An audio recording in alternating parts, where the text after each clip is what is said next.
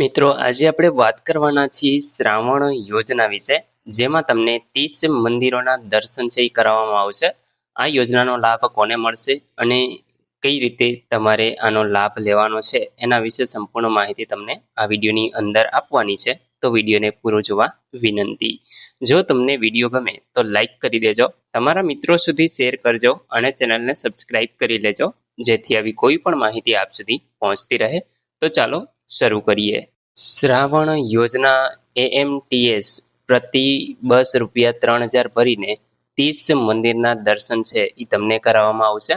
મિત્રો આ AMTS બસ છે એ તમને છે એ બુકિંગ કરાવશો એટલે તમારા ઘરેથી ને લઈ જશે અને તમને ઘરે પાછી મૂકી જશે। ગત વર્ષે 1000 થી ને વધુ ટ્રીપમાં 1 લાખ લોકોએ આ યોજનાનો લાભ છે એ લીધો હતો। શ્રાવણ માસ નિમિત્તે AMTS શહેરીજનો પ્રાચીન અને જાણીતા મંદિરોના દર્શન કરી શકે તે ધાર્મિક બસ પ્રવાસ યોજના છે જાહેર કરે છે, જેમાં મ્યુનિસિપલ હદ વિસ્તારના લોકો પ્રતિ બસ ₹3000 અને ઓડા હદ વિસ્તારના જે રહીશોએ પ્રતિ બસ ₹5000 છે એ ભરવાના હોય છે। આ યોજના અંતર્ગત બસ નાગરિકોને સવારે 8:15 એટલે કે 8:15 વાગ્યે ઘરેથી લઈ જાય છે અને વિવિધ મંદિરોના દર્શન કરાવી અને 4:45 વાગ્યે ઘરે મૂકી જાય છે। એક બસમાં બેઠક ક્ષમતામાં 30 લોકોની છે, પરંતુ મહત્તમ 40 લોકોને બેસાડી શકાશે। શહેરના આ મંદિરોએ બસ છે એ જશે, તો અહીં મિત્રો જે પણ 30 મંદિરો છે એમના પણ નામ અહીંયા આપેલા છે, જેથીને તમે છે એ જાણી શકો કે કયા કયા મંદિરે છે એ બસ જશે।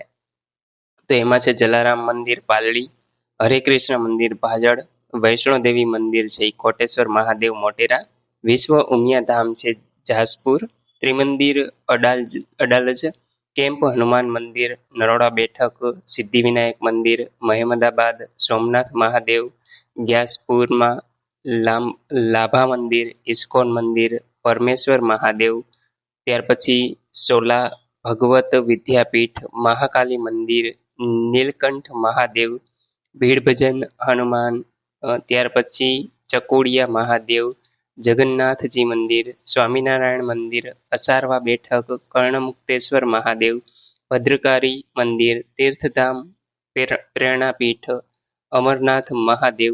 તો આ તમામ જે 30 જે મંદિરો છે એમનું લિસ્ટ અહીંયા તમે જોઈ શકો છો।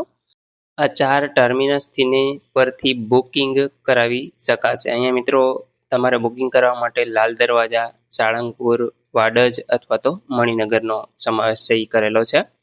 ગત વર્ષે અંદાજિત 1 લાખ લોકોએ ધાર્મિક મંદિરોની મુલાકાત લીધી હતી, તે માટે 1000 થી ને વધુ ટ્રીપ છે એ ટ્રીપ મારફતે લોકોને દર્શન છે કરાવ્યા હતા અને આ વર્ષે શહેરના વિવિધ રૂટ પર 100 થી ને વધુ બસો છે એ મૂકવામાં આવશે।